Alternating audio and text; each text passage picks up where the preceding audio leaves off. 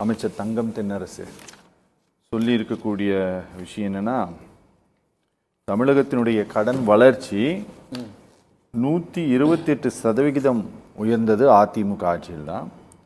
அதனால் இந்த கடனை பற்றி பேச அதிமுகவுக்கு தார்மீக உரிமை இல்லை அப்படின்ட்டு அவர் பேசியிருக்கார். நீங்கள் கேட்ட கேள்விக்கும் அரசு தரப்பில் இன்று பேரவையில் சொல்லப்பட்ட பதிலுக்கும் ஏதாவது தொடர்பு இருக்கா? சுத்தமாக கேள்விக்கும் பதிலுக்கும் சம்மந்தம் இல்லைன்னு தான் சொல்லணும். அப்படியா?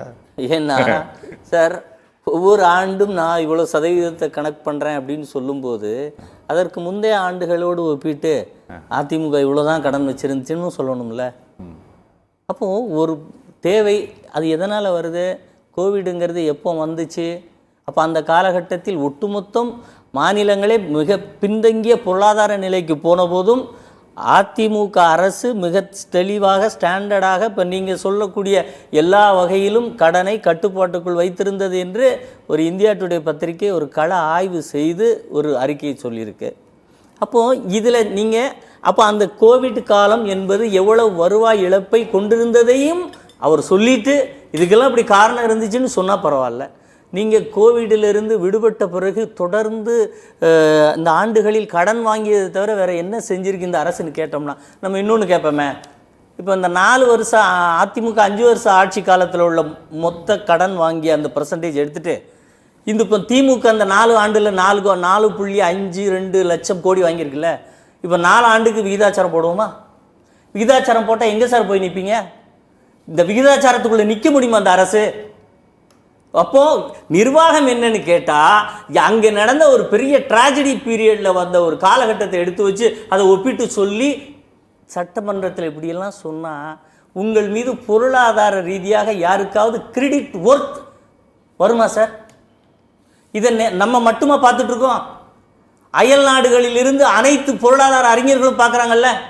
அப்போ உங்களுடைய இந்த கட்டிங் பேஸ்டிங் ஒட்டிங் இந்த வேலையெல்லாம் அவங்க கேட்டாங்கன்னா முதலீடு வருமா சாருங்க? ஓ, இவங்க கணக்கே வித்தியாசமான கணக்காக இருக்க, இதுக்குள்ளே போய் நம்ம நிதியை போட்டோம்னா நிதி என்ன ஆகும்னு யோசிக்க மாட்டாங்க. சரி, எல்ஜி நிறுவனம் 500 கோடி ரூபாய் கடந்த மார்ச் மாதத்தில் 5000 கோடியை ஆந்திராவுக்கு ஷிஃப்ட் பண்ணிட்டு போயிடுச்சு. தமிழகத்தில் இன்வெஸ்ட் பண்ணுறதுக்கு மிக ஆர்வமாக இருந்த நிறுவனம். அதே மாதிரி கேரியர் ஏசி இப்போ 1000 கோடி ரூபாயை ஆந்திராவுக்கு கொண்டு போயிருக்கு. அதற்கு துணை உதிரி பாகங்கள் செய்யக்கூடிய நிறுவனங்கள் பல 2000 கோடி ஒர்த்து முதலீடு அங்கே கொண்டு போயிருக்காங்க. கூகுள் 86,000 கோடி இன்வெஸ்ட் பண்ண போகுது. நம்ம என்ன செஞ்சுக்கிட்டு இருக்கோம்? இப்படி பொய் கணக்கு சொன்னால் யாராவது வருவாங்களான்னு கேட்குறேன். தமிழ்நாட்டில் முதலீடு செய்கிறது நீங்கள் சொன்ன முதலீட்டில் தெளிவாக சொல்லணும்ல.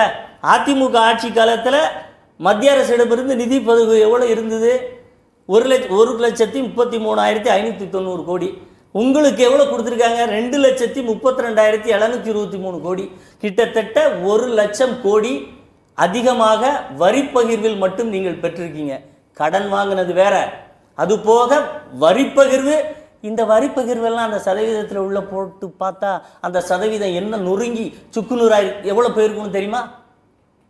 உள்ள வந்த வரி பகிர்வையும் அதுக்குள்ளே போட்டு தானே சதவீதத்தை பார்க்கணும். அந்த கணக்கில் இதெல்லாம் எப்படி தொடச்சி வெளியே எடுத்துடுறீங்க?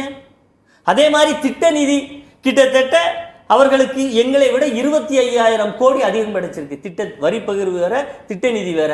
திட்ட நிதியில் 25,000 கோடி. இதெல்லாம் எங்கே சார் போச்சு? 2017 சார், 2017 தான் ஜிஎஸ்டி இம்ப்ளிமெண்ட் பண்ணாங்க. 17 ஆகஸ்ட் மாதம்னு நினைக்கிறேன். கரெக்டாக சார்? ஆகஸ்ட் 5 நினைக்கிறேன். அப்போ நட்ட நடு ராத்திரியில் தான் பண்ணாங்க. கரெக்டாக நான் சொல்கிறது? அப்போ பண்ணாங்க. அதுக்கப்புறம் வந்து அது 18, 19, 20 ஆண்டினுடைய தொடக்கத்தில் வந்து நமக்கு வந்து கொரோனா வந்துருச்சு.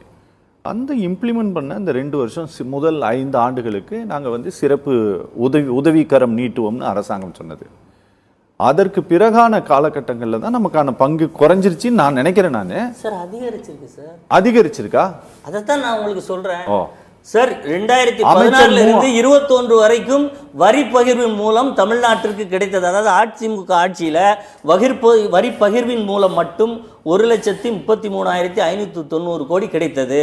ஆனால் 2021 இன்றைய தேதி வரை திமுக அரசாங்கத்திற்கு வரி பகிர்வின் மூலம் கிடைத்த தொகை 2,32,723 கோடி. கிட்டத்தட்ட 1,00,000 கோடி அதிகமாக கிடைத்திருக்கிறது வரி பகிர்வில். சரி, இந்த 1 லட்சம் கோடியை நீங்கள் உள்ள ஆட் பண்ணி பார்க்கணுமா வேண்டாமா சதவீதம் எடுக்கிறதுக்கு முன்னாடி?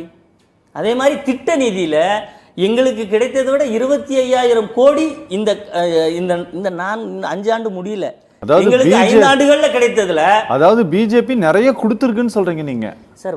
வரி பகிர்வுங்கிறத நீங்க இப்போ இந்த இடத்துல நாங்க கூட்டணியில் இருக்கிறதுனால பிஜேபி கொடுத்துருக்கு அப்படிங்கிற ஒரு மத்திய அரசுன்னு சொல்றேன். இல்ல வேண்டாம் சார், இல்ல நான் என்ன சொல்ல வரேன்னா சார், ஜிஎஸ்டின்னு ஒரு சட்டம் வந்துருச்சு.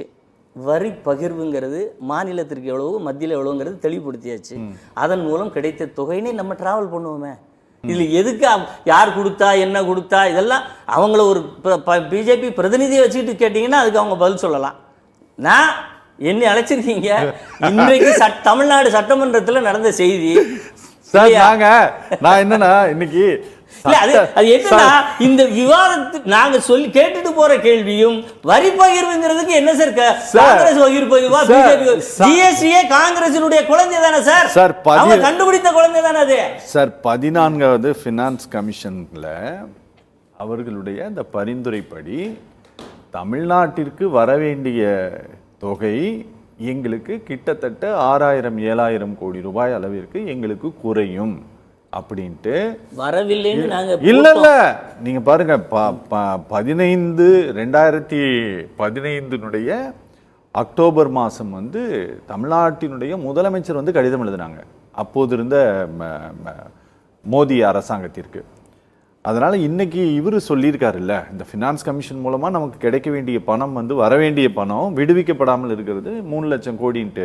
அமைச்சர் தவறான தகவலை ஏதாவது பதிவு பண்ணியிருக்காரா சார்? 3 லட்சம் கோடி வர வேண்டிய தொகை என்று சொல்கிறாரா, இல்ல வரி சீர்திருத்தத்தினால் இழப்பு ஏற்பட்டதுன்னு சொல்றாரா? ஒரே ஒரு நிமிஷம், நான் அது அவர்கிட்ட கேளுங்க. ஓகே. அதற்கு தெளிவு அந்த ஃபிகர் அவுட் பண்றதுல ரொம்ப தெளிவா பண்ணுவாங்க. ஆனா அது என்னன்னு தெளிவா சொல்லுங்கன்னா வெள்ளை பேப்பரை காமிப்பாங்க, கடைசியில் ஒண்ணுமே இருக்காது. சரி.